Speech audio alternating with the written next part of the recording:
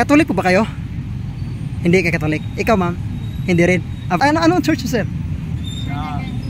Born again Christians. Okay.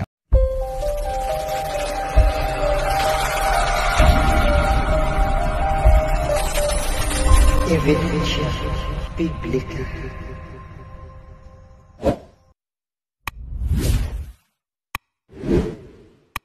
Hello po sir, so may challenge pa ako sir. Okay lang po ba? Okay lang?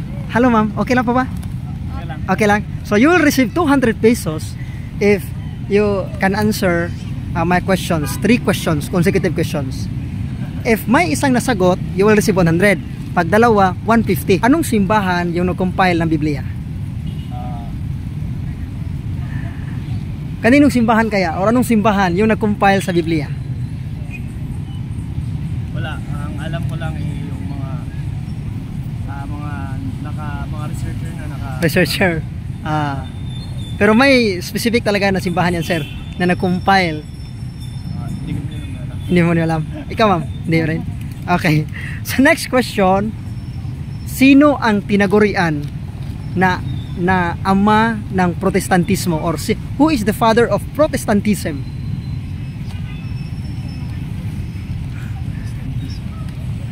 The father of Protestantism.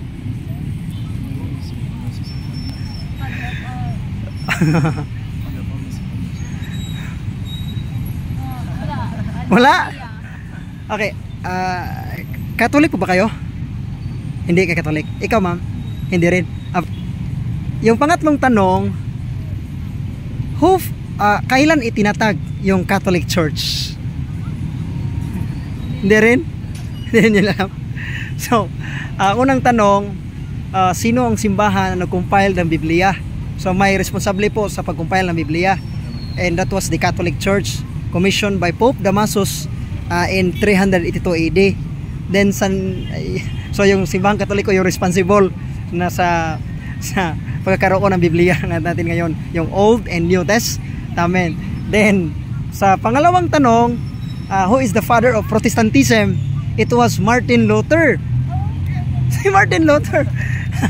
Nakalimutan niyo, sir? So, anong church, sir? Born again Christians. Okay. So, yung the father of Protestantism ay si Martin Luther po.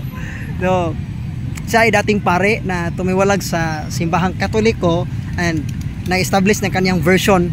Ni-remove na yung the 7 books in the Old Testament. Then, he made a Bible version, and yung Biblia na yan ay yung Gideon's. Yan yung translation ni Martin Luther.